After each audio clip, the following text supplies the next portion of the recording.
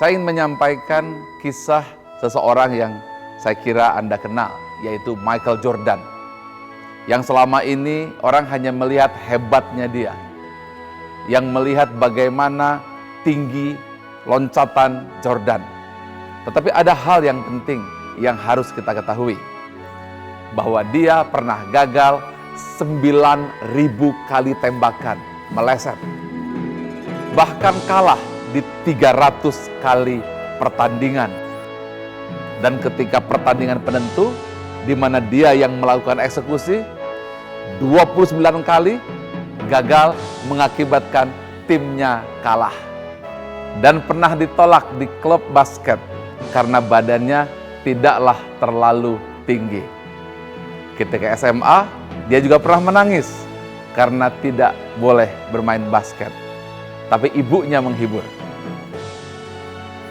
Apa kunci keberhasilannya?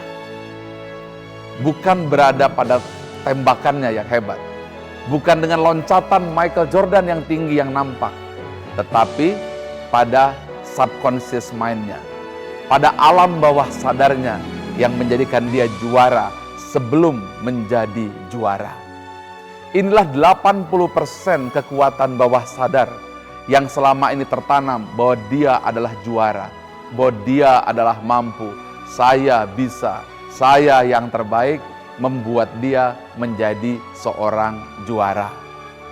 Artinya, yang selama ini kita lihat bagaimana dia loncat dan kemudian melakukan shoot, sesungguhnya bukan itu yang mengagumkan, tetapi yang tidak nampak, yaitu 80% bawah sadar bahwa dia adalah seorang yang luar biasa.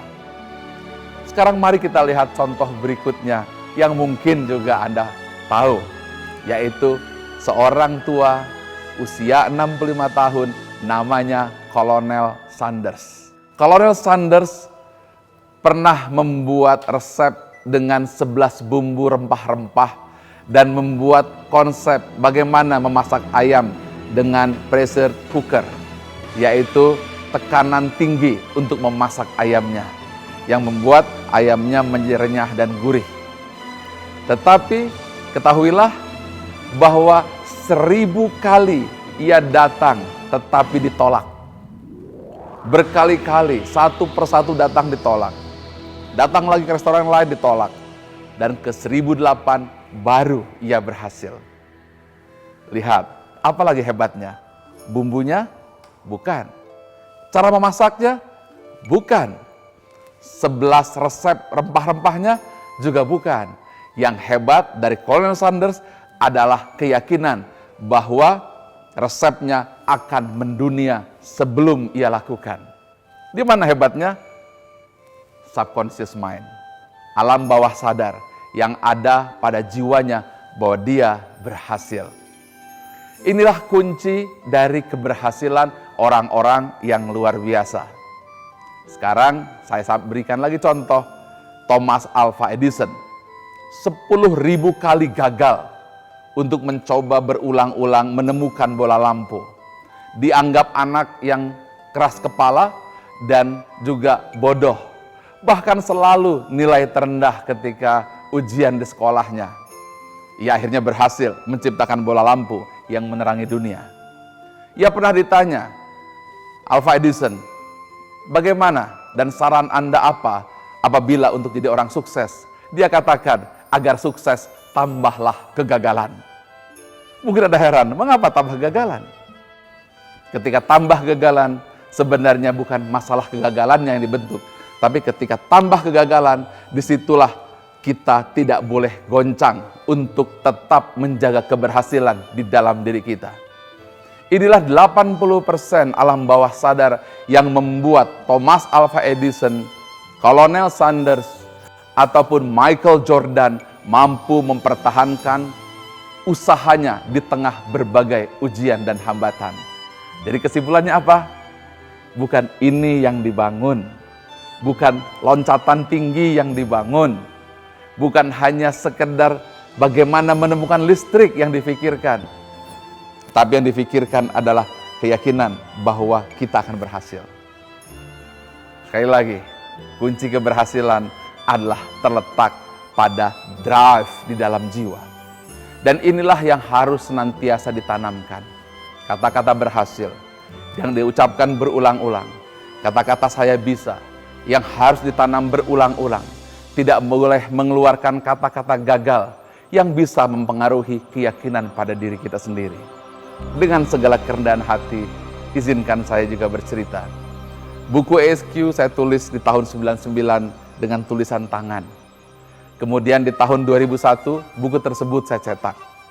Tapi sebelum saya cetak, saya sudah coba tawarkan ke berbagai dan hampir seluruh percetakan yang hebat di Indonesia. Kesimpulannya, saya ditolak.